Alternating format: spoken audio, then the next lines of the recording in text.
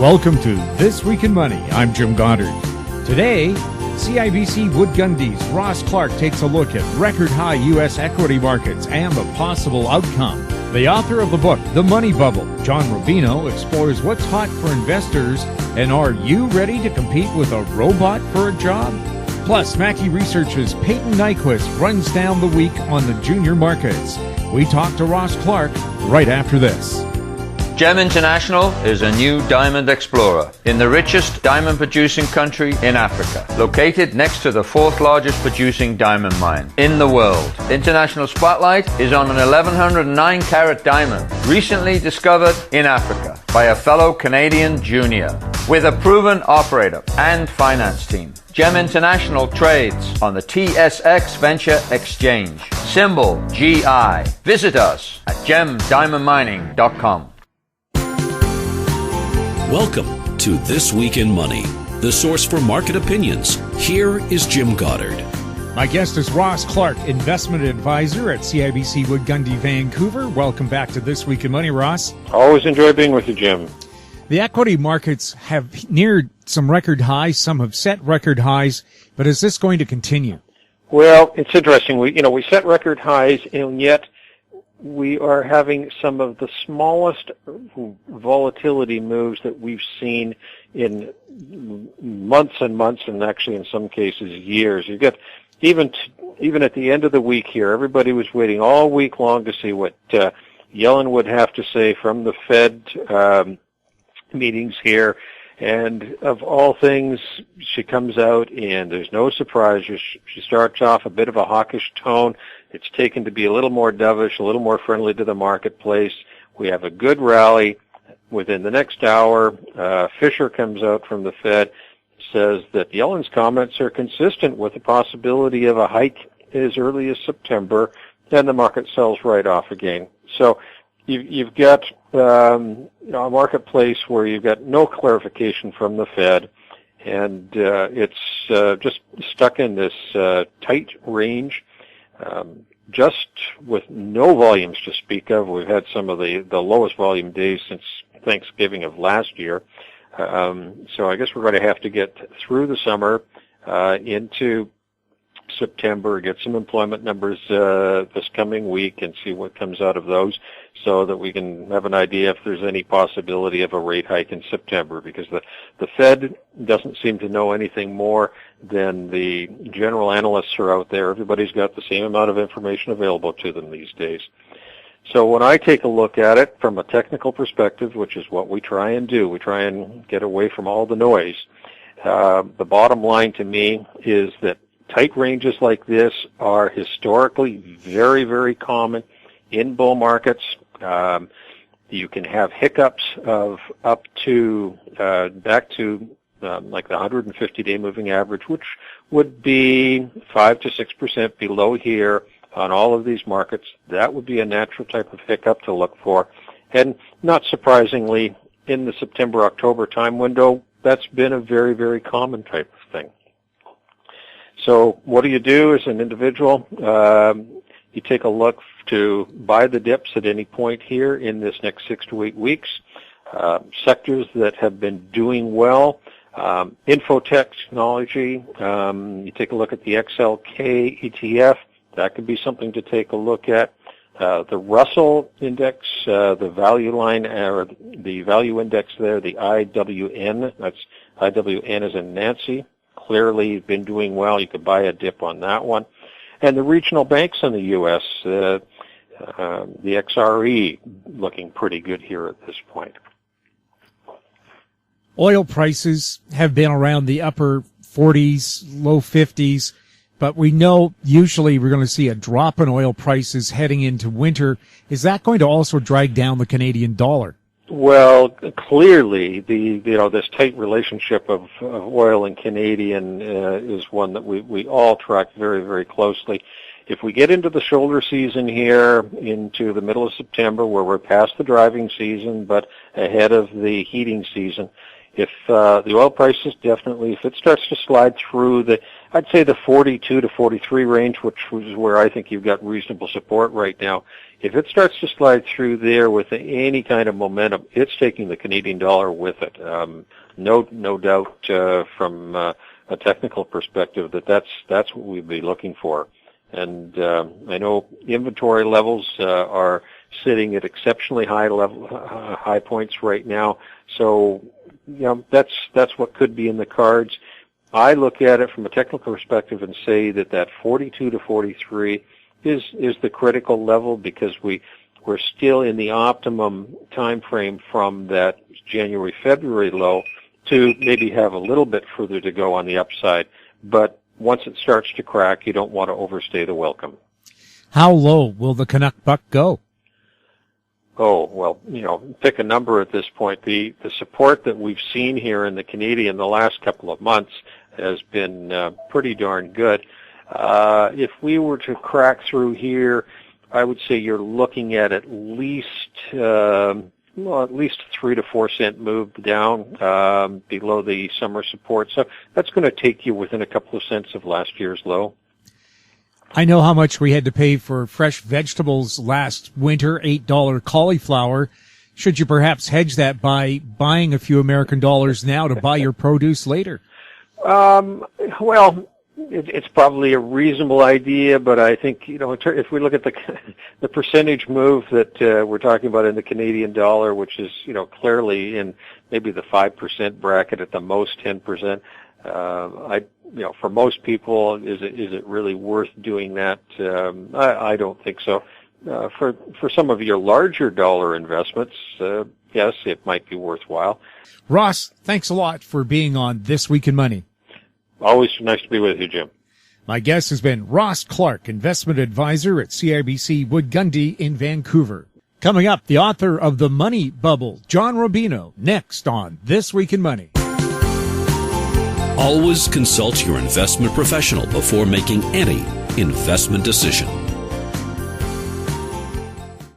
I'm Larry Ray, President and CEO of American Manganese, Inc., listed on the TSX Venture, ticker symbol AMY, A-M-Y, with proprietary patents in the U.S., China, and South Africa. Our focus is on recycling lithium-ion batteries for electric vehicles. China recently legislated the responsibility for recycling onto their electric vehicle manufacturers and importers. For more information, please visit AmericanManganeseInc.com or phone me, Larry Ray, at 778-574-4444. This Week in Money is archived online at talkdigitalnetwork.com. We're speaking with John Rubino. He's the author of several books on the economy, including The Money Bubble. His website is dollarcollapse.com. Welcome to This Week in Money, John. Hey, Jim.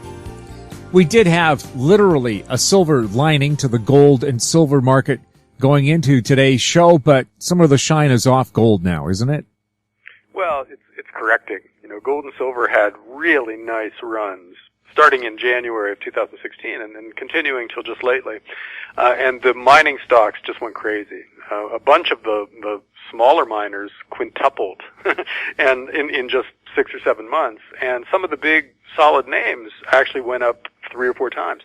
So it's been an epic short-term run in the mining stocks, which means that a correction is overdue. So gold and silver are coming off a bit, and the miners are falling hard, which is a good thing for most investors, because very few people were fully invested in gold and silver miners in January of this year, because they had long grinding bear market in which they went down to prices that most observers thought were unlikely at best and impossible in some cases, but they went down there, and so nobody was really loaded up on these things at the bottom.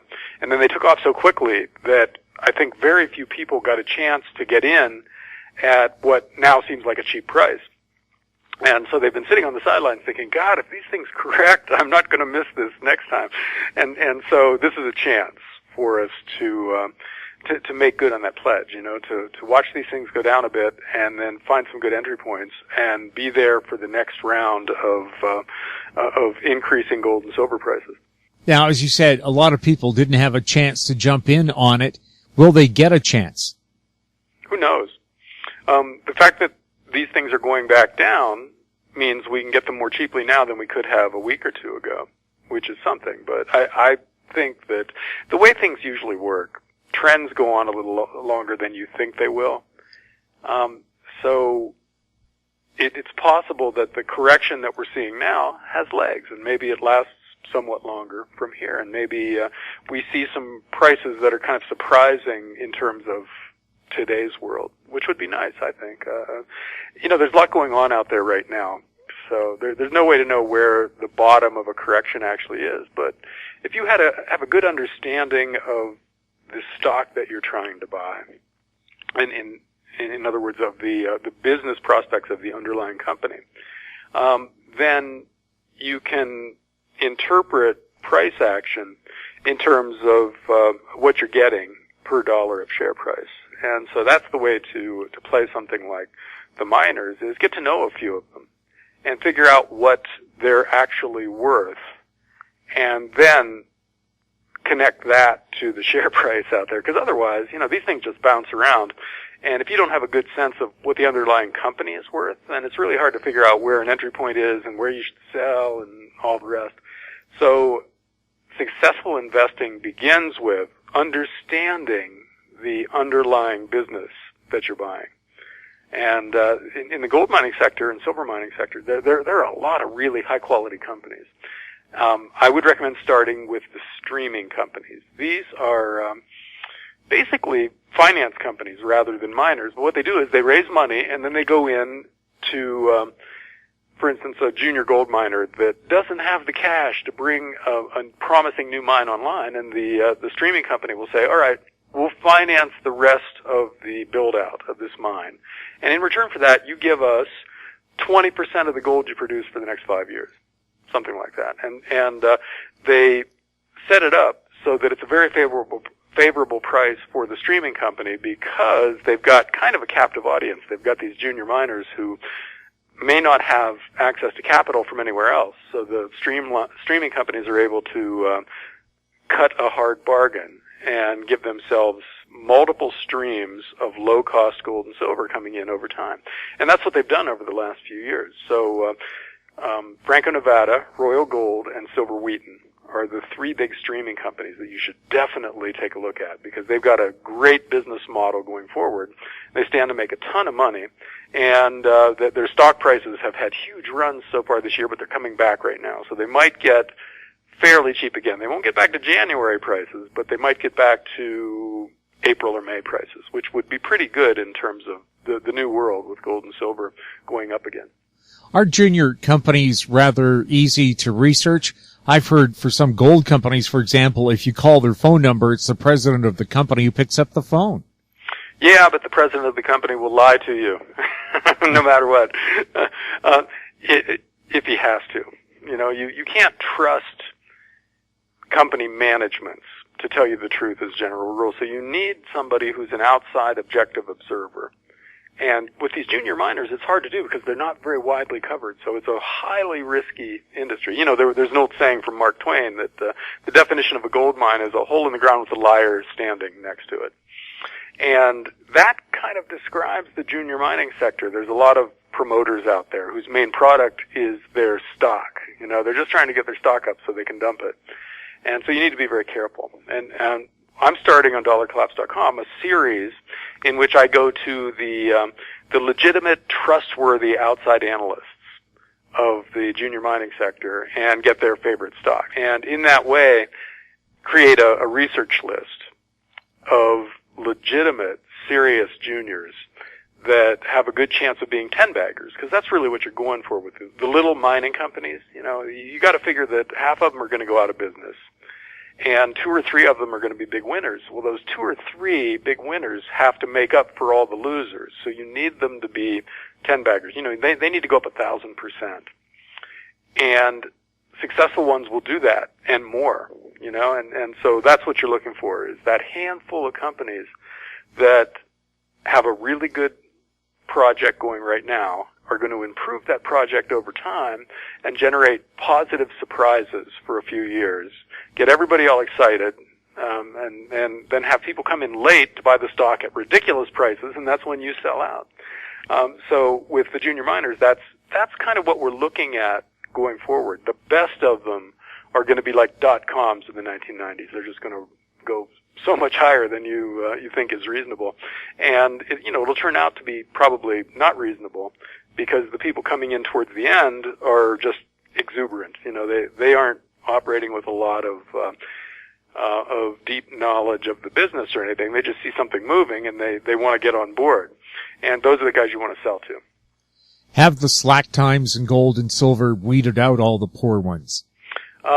Weeded out a lot of them, because this was a really long bear market, and it came on the heels of a bull market in which a lot of low-quality projects got funded. So those projects might have been viable when gold was $1,900 an ounce, but let gold go down to $1,000 an ounce, where it briefly touched here, and it's not feasible for a lot of these projects to go forward anymore, and so the companies just cease to exist. A lot of that happened, but there are still a lot of borderline companies where they hung on, and they might be profitable with gold at $2,000 an ounce, which could easily happen in the coming couple of years. But unless they see higher prices from here, they're still not profitable, or they're going to announce some negative surprises where they come out and they say, oh, you know what, I know we said we had this much gold in the ground before, but based on further drilling, we actually only have this much, 1/4 as much, and then you see the stock just tank. And that happens a lot, too, in this business, because nobody actually knows to the ounce what they've got in the ground. They only find out as they try to bring it out. And sometimes they do better than they expected, sometimes they do much worse.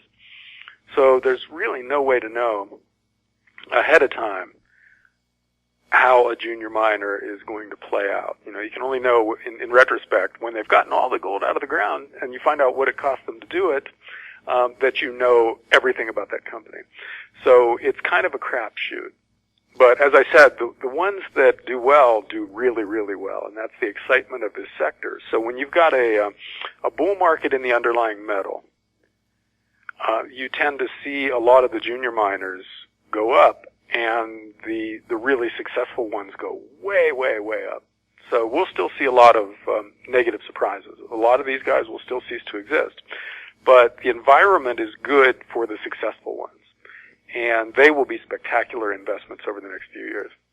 Have low energy prices helped out the gold and silver companies? Yes, yeah, because oil is a big part of the cost structure of a mining company, because you got to, those earth-moving machines that you see that dwarf a person standing next to them, they're the size of buildings. Well, they don't get very good mileage, so you got to put a lot of diesel fuel into one of those things, and you have to run the thing to run your mine. So if oil goes down, that means their cost structure goes down. So what we're seeing now for the miners is their costs are well controlled now, because oil is half of what it was a year and a half ago, and labor's not going up dramatically, and financing costs now that financing is available again because gold and silver are up a bit and people are willing to lend money to miners or to buy their stock at higher prices. Anyhow, capital costs are reasonable, so the miners are able to produce gold and silver at profitable levels right now. They can make money in this market, a lot of them. So let gold and silver go up a little bit from here, and let oil stay where it is, and you'll see a blowout in profit margins in this sector. In other words, their costs won't go up, but the selling price of gold and silver will go up, and that means they make more per ounce that they're selling. And so that's a really exciting profile to the investment community. When they see something whose stock is going up and its margins are widening, that gets momentum investors really excited. And so you'll see a lot of growth stock money pour into the mining sector here pretty soon. And that'll augment the value money that's in there now and will continue to come in for a while. And so we should see a lot of outside capital pushing up the prices of these things if gold and silver hold their own or continue to go up from here. We'll have more with John Rubino next on This Week in Money. GEM International is a new diamond explorer in the richest diamond producing country in Africa, located next to the fourth largest producing diamond mine in the world. International Spotlight is on an 1109 carat diamond recently discovered in Africa by a fellow Canadian junior with a proven operator and finance team. GEM International trades on the TSX Venture Exchange, symbol GI. Visit us at gemdiamondmining.com. This Week in Money is archived online at talkdigitalnetwork.com. Welcome back to This Week in Money. I'm Jim Goddard. We're speaking with John Rubino, author of several books on the economy, including The Money Bubble. John, what's your outlook for electric vehicles right now? Well, I love the concept, Jim. I've only driven a Nissan Leaf of all the electric vehicles that are out there, but that thing was really fun to drive. You know, that's a fairly low-end electric vehicle, and I'm sure a higher-end Tesla is just a blast to drive, and that alone means there's a market for electric vehicles, but they're also getting better and cheaper as production runs in, for instance, battery factories. Batteries are really the key to this whole story. For instance, Tesla has set up what they call a gigafactory, which is a massive factory to make batteries with very long production runs and therefore low unit costs as a way of bringing down the cost of their cars. And to the extent that that works, then electric cars will get cheaper, and at some point they'll be price competitive with internal combustion engines, and then that opens the floodgates, because based on how much fun that Nissan Leaf was to drive, I think people who care about things like that will be really open to the idea of an electric car. For instance, Tesla just brought out what they're calling the fastest car in the world. Now, it goes from 0 to 60 in that's miles per hour, in 2.5 seconds or some insanely low time frame. And so it's just lightning fast. And that's the kind of thing that gets people excited. So when these things become mass market products, in other words, cheap enough to be on the radar of the average family, then I think electric cars will get really big. Now, the one fly in the ointment, I think, for the electric car business is the whole driverless car idea. Because if a car is driving you around automatically and you're sitting in the back doing your work or reading a magazine or whatever, do you really care if it's a fun car to drive?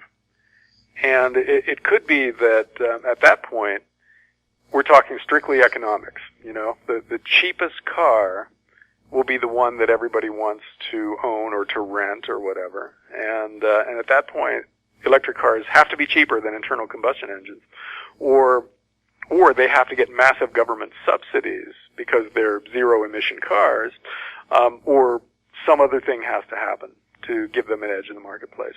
And that's surprisingly close based on the announcements that are coming out lately. We actually have driverless cars on the road in the U.S. right now. And if they work, which they seem to so far, there was a fatality just lately when the algorithm messed up and killed somebody. But on that same day, there were, hundreds of car accidents with human drivers around the world. So it still doesn't, it still shouldn't scare people away from the concept. So I don't know.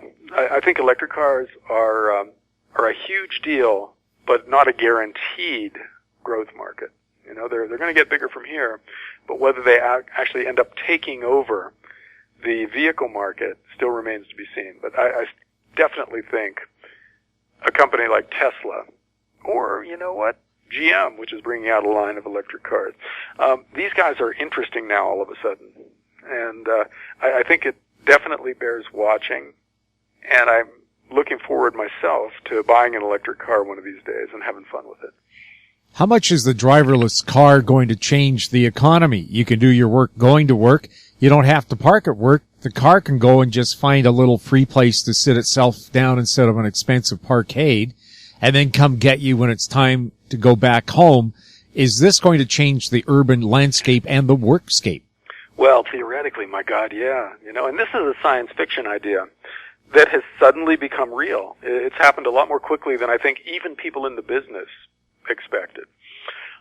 So let's say over the next 10 years that driverless cars become fairly common. Yeah, that would change the economy in a lot of different ways. One way is that it lops off a whole layer of employment. If you can't become a Uber driver or a cab driver, then those jobs, or a bus driver, all of those jobs just disappear. A truck driver, those are, in some cases, fairly high-paying jobs, and they will disappear if cars and trucks become automated.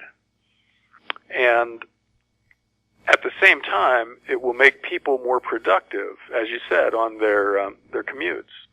So that raises productivity economy-wide to the extent that people get an extra, if you've got a 2-hour commute and you can work on those 2 hours instead of drive, first of all, you're less stressed out because driving in city traffic during the rush hour to and from work, that's incredibly stressful. And second of all, you get a lot more done, so you're better at your job. So to that extent, it's a good thing. But it's like anything else. Technology giveth and taketh away. It'll wipe out some jobs and it'll create other jobs.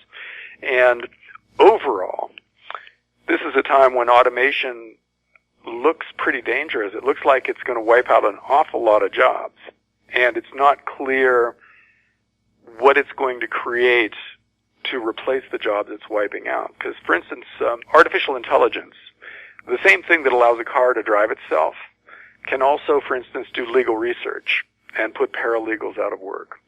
It can do basic financial research and make junior investment analysts obsolete in some cases. And it, can do lots of other things.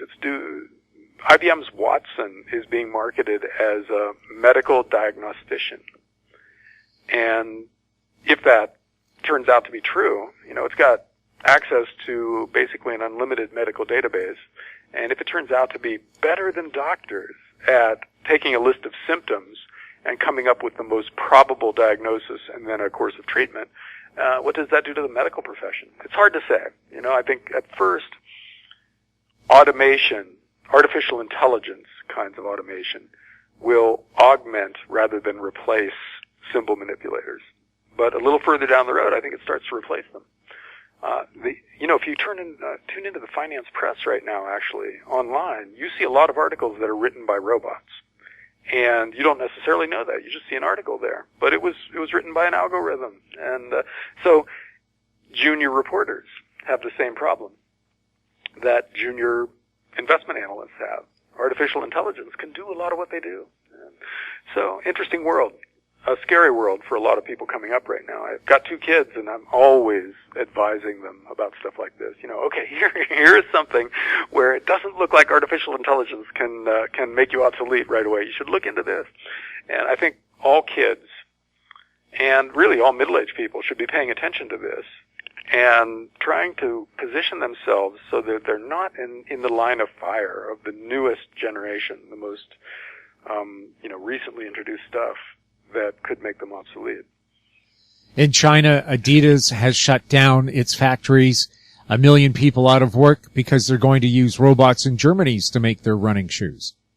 Yeah, see, factory automation makes distance or proximity to customer more important. In other words, if you've got an automated factory that can build stuff as cheaply as a Chinese factory using $2 an hour workers or whatever can, you might as well put it in Ohio, right next to the guys who buy your stuff.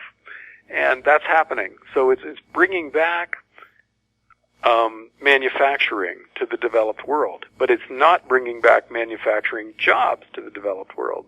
So basically it's a net loss in terms of the number of jobs that are being created going forward.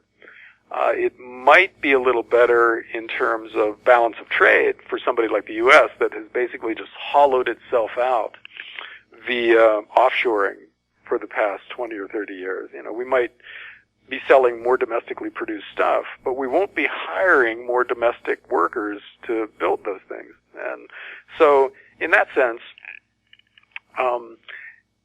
this might be one of those things that enriches the 1% even further at the expense of the 99%. So we need to, as we're progressing down this path, we need to figure out some ways of redistributing the wealth that's being created to the people who, if they don't get it, will vote you out of office and replace you with Bernie Sanders or somebody, or Jeremy Corbyn, And so, in that sense, the owners of capital have some really hard choices ahead of them, and they better choose correctly, because if they don't, we get political unrest on a scale that we're seeing a hint of right now. But the full thing is going to be much more extreme than Donald Trump or Brexit or any of the relatively minor disruptions that we've seen so far. The Eurozone is talking about putting a tax on robots, calling them electronic persons, but really is this just an attempt to look after the people displaced by robots? That's what it is. And it sounds misguided, because if you put limitations on the ability of capital to produce stuff cheaply, then they'll just go do it somewhere else. The guys with the money who could have set up a factory outside of Paris will set it up in Ireland, or they'll set it up in Mexico, or they'll set it up in California, whatever, someplace that's more hospitable to that kind of thing. So that's probably not how you redistribute the wealth that flows from automation. Now, how exactly you do it, I'm not sure. But there has to be a way to both be inviting to capital, to new technologies being developed and implemented. At the same time, that at the same time takes care of the people who are hurt by this process. And see, that's how democracies progress, I think, through a process of getting better at doing things, but figuring out how to take care of the people who are hurt by it. And, we've seen that develop over the course of the 20th and early 21st century, where the people who own the technology get richer and richer, but we create transfer programs that ameliorate a little bit of it. And we haven't done a very good job of it so far.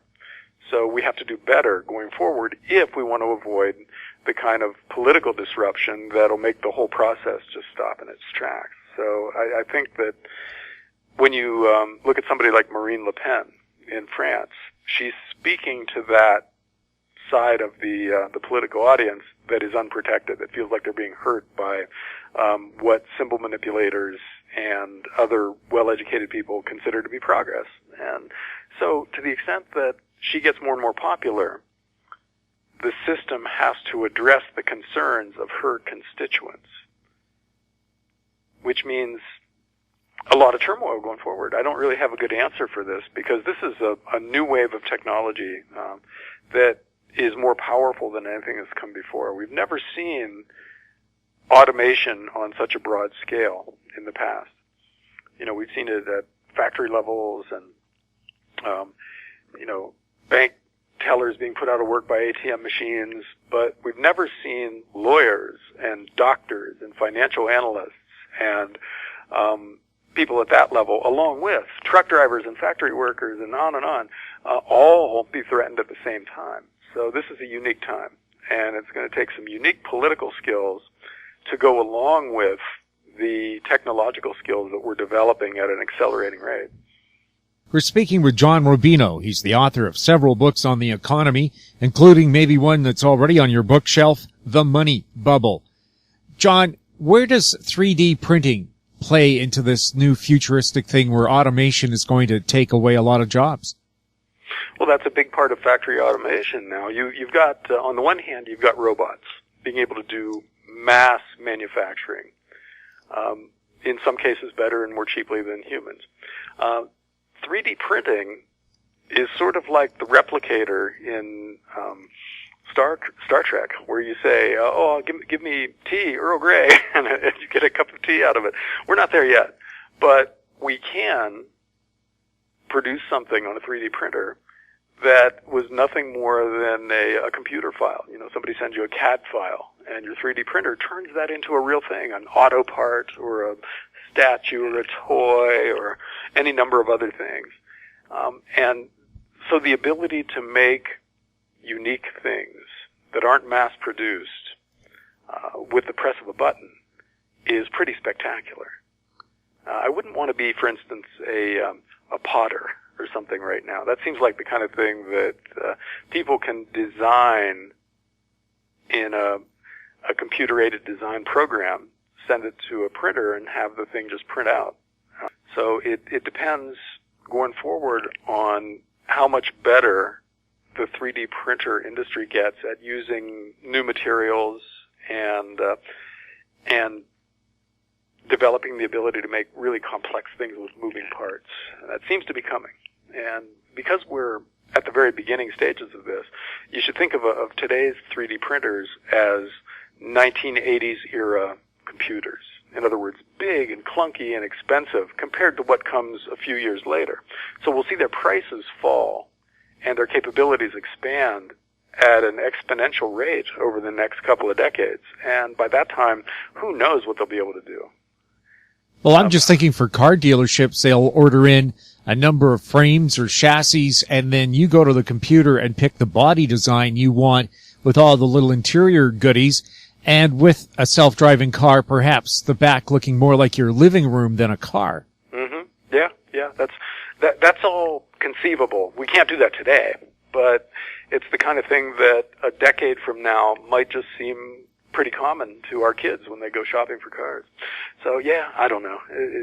This stuff, each individual piece of the automation story is pretty amazing in its own right. But the fact that it's all happening at the same time means that we're headed for a period of exponential change that's really hard to predict ahead of time because you get going so fast when breakthroughs are coming from so many different places and cross-pollinating that it's hard to imagine with today's perceptions what the world will be like a decade from now.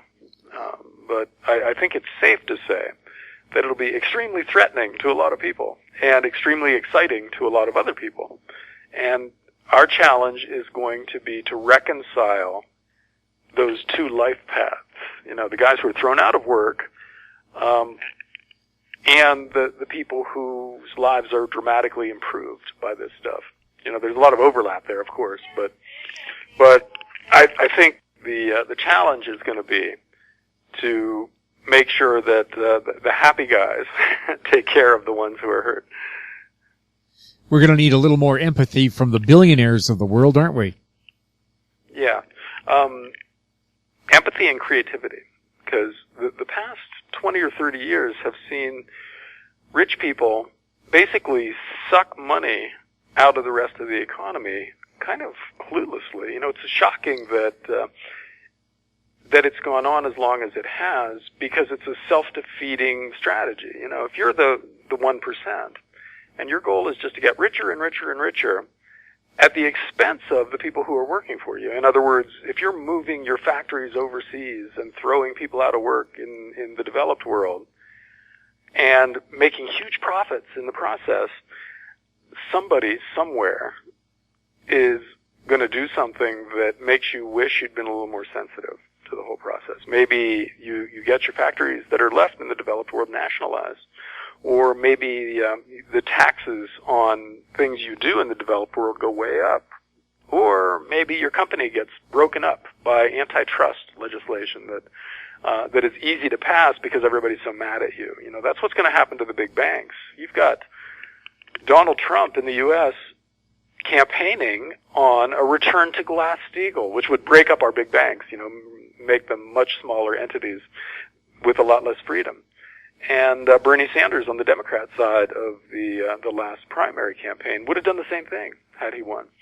So that's the kind of thing that you end up getting if you're rich and clueless and aren't taking care of the people who are affected by your progress. So I think they're going to have to, in the next 10 years, start paying attention to this because the political system is going to force it on them. There's not going to be anywhere to hide pretty soon. And they either start behaving in a way that shows that they're grateful for the lives that they've been allowed to lead in a capitalist society, or the society is going to change, and we're going to get our modern version of a French Revolution here, in which the guys at the very top of the pyramid to suffer for their past crimes. Well, right now it looks like governments are set up to protect the billionaires, not to protect the average person. Well, that's the average person's perception, and I think in a lot of cases it's accurate. So the system is going to have to adapt to that changing perception, because how else would Donald Trump be running for the Republican or running for president as a Republican and getting away with it? You know, the fact is a lot of people are mad here, and we're willing to vote for people who are up for tearing the system out by the roots and rebuilding something. You know, how else did Brexit happen? How else is Marine Le Pen the most popular politician in France? A lot of people are mad right now, and they're willing to vote for iconoclasts. These iconoclasts in the current generation might not win their elections, but if they don't, and we get business as usual for another decade, then the whole next class of Donald Trumps and Jeremy Corbyn's and Bernie Sanders and Marine Le Pen's, when those guys come along, they will win, and they will tear the system out by the roots. So, actually, Jim, it's important to note that financial crises usually lead to these kinds of conditions. When you borrow too much money and you screw up the economy, you get political turmoil. So this should be what we expect right now. So this is what we should expect. And in that sense, it should be terrifying, because frequently throughout history, financial crises have led to one kind of a dictatorship or another. That, you know, the French Revolution led directly to Napoleon, and then a decade of European war. The German hyperinflation in the 1920s led more or less directly to Adolf Hitler being elected. He didn't take over. You know, he didn't become a dictatorship or become a dictator through a coup d'etat. He was elected to office in Germany. And a big part of that was because people's lives had been destroyed by the hyperinflation of Weimar Germany. So when we engineer a financial crisis through gross mismanagement the way we have lately, we should expect political turmoil, and we should be on guard against some kind of authoritarian regime rising from the rubble of the financial system. And, you know, we're not far from that in a lot of places. So hopefully we'll learn from history and avoid that this time, but we shouldn't take it for granted, because that's what happens most of the time. And, you know, the lessons of history need to be heeded, and so far we're not. That's the big scary thing that I think most people need to pay attention to now. Most revolutions, though, tend to be very bloody, very messy. The innocents get rolled over by either side. You look at the Russian Revolution, didn't seem to be very nice to the people it was supposed to help, but certainly wasn't nice to the people it overthrew. The Chinese Revolution, all of them. I mean, there are a few exceptions in history where Canada negotiated itself into being. The Czech Republic became, they call it the velvet divorce, I guess, or velvet glove divorce in Europe when the Czech Republic broke up, Czechoslovakia. But that's the exception. Normally these things are very messy. Yeah, normally they are. And it's something that we should try to avoid if at all possible. So far we're not doing a good job, because in the U.S. it looks like we're going to elect Hillary Clinton, whose administration is going to be an extension of what we've got now, which is involving too much borrowing, too many increases in the size of the federal government from various angles, and too much tolerance for big banks getting ever larger and screwing up the economy from lots of different angles. So one of the things that we should be worried about in the U.S. isn't Donald Trump this time around, but the next generation of Donald Trump. Somebody who comes along who puts things in a little more politic way, but is still out to revolutionize the system. And, you know, if it's Ron Paul, if it's a libertarian revolution, then okay, I'm for it. But if it's an authoritarian revolution, which it could well be, and it usually is historically, then that's terrifying. So, I don't know. I wish I had some optimistic things that I could talk about with you, Jim, but most of the trends we see out there now are negative, and they have to be resolved somehow. So we're basically building up problems around the world, and the next stage of this process is those problems coming to a head and then us having to deal with them in some way. So the dealing with them in some way is our next 5 years or so. There might be some great investment ideas out there, and gold and silver would probably be something that would go up dramatically, precious metals in general, in this kind of a world, because to the extent that chaos is the dominant theme in our headlines and in our politics and in our financial markets, you want to go safe, right? You want to buy something that has existed and held its value through 3,000 years of occasional chaos. So gold and silver would be in huge demand in this kind of a world, and the only question then becomes, how will governments deal with this competing form of money that makes them look bad? We might see some kind of a confiscation, as we got in 1934 in the U.S. under FDR, or some other kind of wealth tax placed on holders of precious metals when they sell, or restrictions on how and when you can sell. Things like that could happen. So you need to diversify your precious metals holdings. But in general, precious metals should become more valuable in the kind of world that looks to be coming. In a chaotic world, how do physical assets like real estate hold up? Well, sometimes, and not well other times. It depends on where and when. For instance, highly leveraged real estate in a city like San Francisco or London is already pretty expensive now, right? So you wouldn't expect it to be a great investment going forward.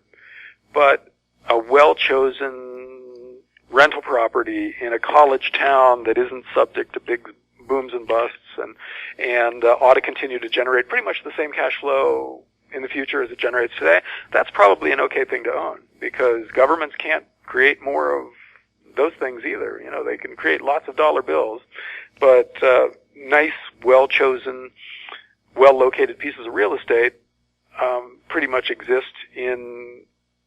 they'll exist in the future at pretty much the same supply as they exist today.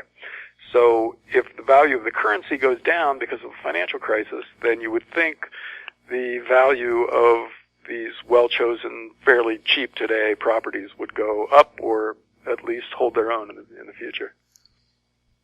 Getting into energy here just a little bit, solar versus geothermal. Is there a battle there, or are they two distinct things? Two distinct things, and both of which have bright futures, but solar's is much, much brighter than geothermal. Geothermal is basically taking energy from the differences in the ground between the surface and further down. And you can do that pretty much anywhere with the new technologies that are coming on. So it's going to be an interesting energy source that's going to grow steadily over time. Solar, on the other hand, is getting cheaper year after year after year, and it can go up pretty much anywhere. So it's going to grow exponentially. It already is growing exponentially. As the noted inventor Ray Kurzweil said recently, people don't really understand exponential growth. They don't think in those terms. So that if something is 1% of the market now, they tend to dismiss it. But if something is doubling every 5 years, it can start out as 1% of the market. But pretty soon it's 50% of the market. And then it's a dominant source of whatever it is you're talking about. And solar is on that kind of a path. It was less than 1% of global energy generating capacity a couple of years ago. And in the not too distant future, it's going to be 10%. And not too long after that, 20%, and then 30%. So I think solar's story is probably the most interesting thing in the energy market right now, just because it keeps getting cheaper. You know, solar panels are kind of microprocessors, and because of that, they can be made more cheaply every year as production runs get longer and circuits get smaller. So solar's price is going to go down year after year.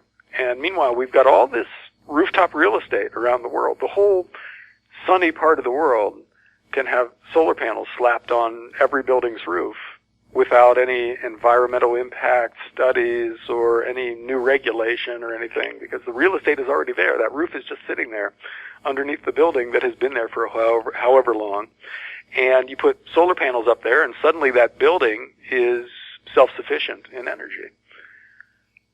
Because of that, you've got dramatic growth in solar installations for at least the next 20 or 30 years as we build out, for instance, in the U.S., all of the Southwest and a big part of the East Coast, and put solar panels everywhere. So I think that energy source is going to be spectacularly fast-growing for a really long time.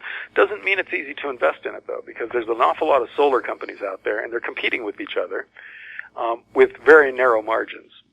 So the ones that succeed will be the ones that are able to execute brilliantly. And that's hard to predict ahead of time. So I'm not sure really how to invest in solar at this point, because you know the industry is going to grow, but you don't know which parts of the industry are going to be the most profitable. So I don't know. It's more of something that you either do it in a broad-based way, or you do it with great knowledge of the industry. In other words, focus on learning everything there is to know about solar, become an expert on it, and then you can pick the winners. But the average person has kind of a tough time with an industry like that because it's technical, it's fast-growing, and it's multifaceted. My advisor robot will help me make that decision. John, thank you so much for being on This Week in Money. Sure thing, Jim. My guest has been John Rubino, author of several books on the economy, including The Money Bubble. Check out his website, dollarcollapse.com. After the break, Mackey Research's Payton Nyquvest will wrap up the Canadian junior markets. Next on This Week in Money. I'm Larry Ray, President and CEO of American Manganese, Inc., listed on the TSX Venture, ticker symbol AMY, A-M-Y, with proprietary patents in the U.S., China, and South Africa. Our focus is on recycling lithium-ion batteries for electric vehicles. China recently legislated the responsibility for recycling onto their electric vehicle manufacturers and importers. For more information, please visit AmericanManganeseInc.com or phone me, Larry Ray, at 778-574-4444. This Week in Money is archived online at talkdigitalnetwork.com. My guest is Payton Nyquvest, Vancouver investment advisor at MackeyResearch.com. Welcome back to This Week in Money, Payton. Thanks, Jim. How did the junior markets do in Canada this week? The junior markets were a little slow this week. The TSXV lost about 20 points, opening around 8:30, closed around 8:10. Gold lost about 10 points for the week as well, so loss on the venture markets probably primarily due to that. If you look at the GDXJ, which tracks all the junior gold miners, which obviously has been on a tear lately, it's climbed from lows of about 16 points in January, opening this week at 49 points and closing around 45. So there's been a lot of correlation. If you look at that index as well as the TSX Venture Index, there's been a lot of correlation there in the last little bit. The juniors in general, quiet for the week in, what's obviously been a very busy summer, based primarily on gold, as we talked about, as well as lithium. So, most active traders on the venture were led by Rosoro Mining. Rosoro's just announced that they were awarded over $1 billion US in a legal dispute that they had for the exportation of its investments in Venezuela. So now cashed up and the market's starting to reflect that. Closely behind it were First Mining Finance Corp as well as Victoria Gold Corp, showing more signs that gold's still the driving force in terms of activity on the venture. Diamonds also started to pick up some more steam this week. Mountain Province, with its JV partner De Beers, is expected to have their official mine opening in the upcoming couple of weeks, so there's been a lot of attention around that, as well as Canalaska beginning their drilling for diamonds in northern Saskatchewan with a familiar JV partner, De Beers, as well. So the TMX Group, which trades under the symbol X, announced that they would be raising $300 million, stating that the use of proceeds are to be used to replace three major selling shareholder groups, and that the TMX Group would not be receiving any of the proceeds. The TMX Group is the organization that manages the Toronto Stock Exchange, the TSX Venture Exchange, Montreal Exchange, as well as the TSX Alpha Exchange. At the time of the news, they were trading around $62. up from a low of 33.40 in January as well, but have since dropped to around $57 after announcing the financing. And the three selling groups that were selling, who were the ones getting replaced in the financing, were the Alberta Investment Management, the Ontario Teachers Pension Plan Board, as well as Casey, Quebec institutional fund that manages about $255 billion in assets. Japan and Ontario seem to be very hot on atomic power. Is that going to give uranium long legs? You know, there's quite a lot of attention in the uranium space. The general thinking is that Japan's going to be turning on, I've heard 3 to 4 reactors this fall. Payton, thank you very much for being on This Week in Money. Great, thanks for having me. My guest has been Payton Nyquvest, Vancouver investment advisor at MackeyResearch.com. That wraps up our show for this week. We'd like to thank our guests Ross Clark, John Rubino, and Payton Nyquvest. And thank you for listening. If you have questions for the show, you can email them to info@howstreet.com. I'm Jim Goddard.